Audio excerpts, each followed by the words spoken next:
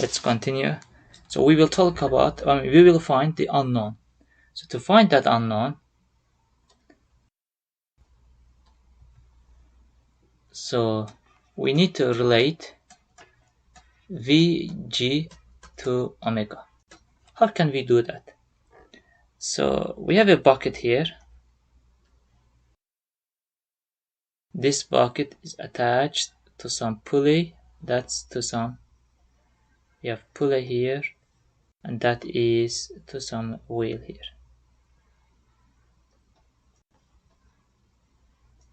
Looks like an apple. Okay, so then the wheel. And this wheel and the bucket has some velocity Vg. And this wheel rotates with some omega. This Vg is related to that omega. How is it related? Because if you just notice, the velocity of the cord, this one, is always Vg. So this is Vg and that's Vg. And that's the tangential velocity here. Okay, which is omega r into g. The tangential velocity of the, so let me just say it here like this. The velocity that wheel rotates, okay, or you can say that the unwraps cord, that's same as velocity of bucket. Okay, so I can write that Vg as the omega rg, and then r value, if you go back here, the r value for this wheel is 0.5 feet. Okay, that's the r value. It will be 0.5 into omega. So that is how we can relate these two. Okay, so we have Vg that can be related, and now comes to find the value of Ig. Ig we have 1, 2, 3, and then 4 spokes, and then we have the cylinder here. So Ig we have 4 spokes, so we can take as them as cylinder rods, and then plus 1 cylinder. This is what the question says, that consider as a cylinder. Okay, so then we need to find the Ig value for this. Okay, let's try to find first the spokes.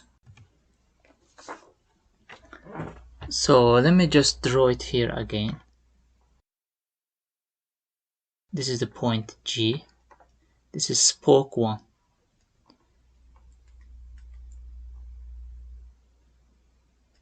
Okay, each spoke can be considered as cylinder rod.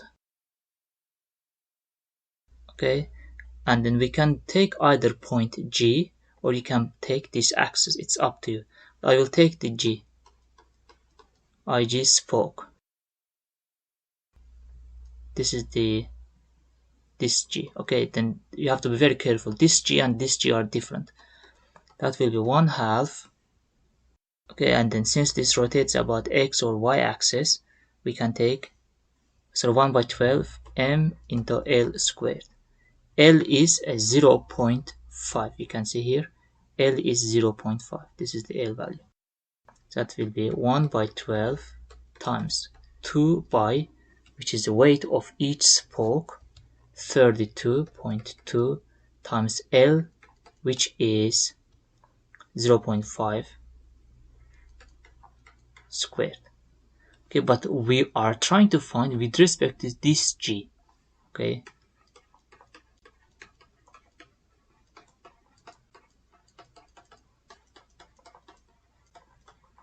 then we will use the parallel axis theorem. What does the parallel axis theorem says? This is G, and then we have a distance of from here to there, that is 0.75.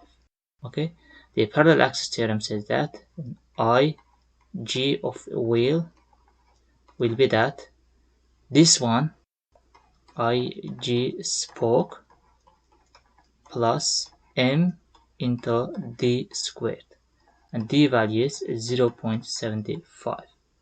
Okay, that is what the parallel axis theorem says. And then let's do that. Then IG of spoke, this one's for spoke. The first part is this one, that will be 1 by 12 times 2 by 32.2 times 0.5 times 0.5.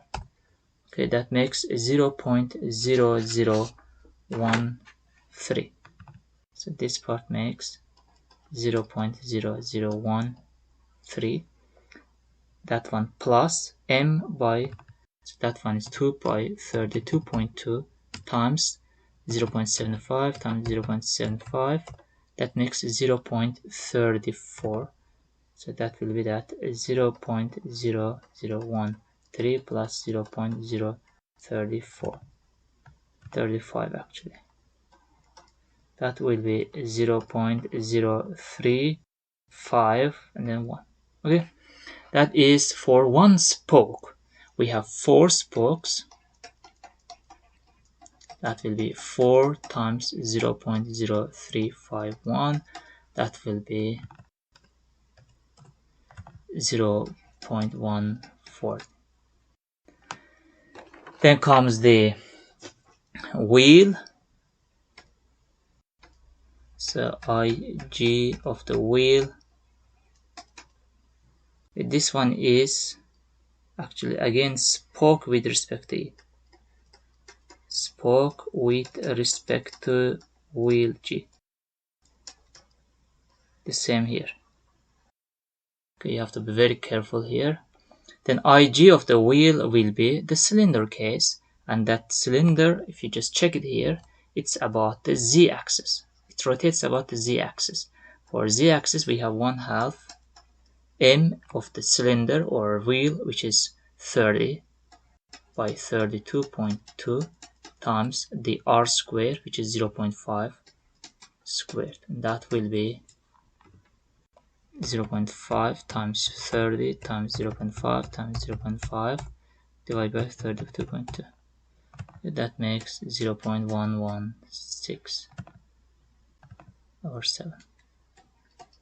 Then IG value total will be this one plus that one, 0.257. Okay, that's the IG value for total. Okay, so we have the IG value. Then we can come back to here. The IG value is, let's see. Okay, so IG value is here. That is 0.257. And then instead of VG, I will just write omega. Where is that? Omega half omega squared. That will be 1 by 4 omega squared. And then let's write everything back here. So that will be 500 will be equal to, so let me calculate this whole together. Sorry, 50 by 32.2 times 0.5 times, divided by 4, 0.194 omega squared. So that will be 0.194 omega squared plus 0.257 omega squared. From here, omega squared will be 0.194 plus 0.257, 0.451, and then 500 by 0.457. Okay, that makes 1, 4, and then square root of that one makes 32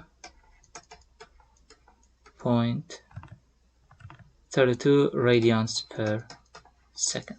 Okay, that's the omega value. the question asks about the velocity.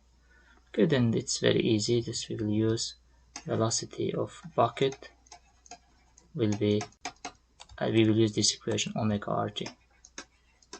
That is 32, 3 times 0.5, that will be 18.5 feet per second, not 18, sorry. Check.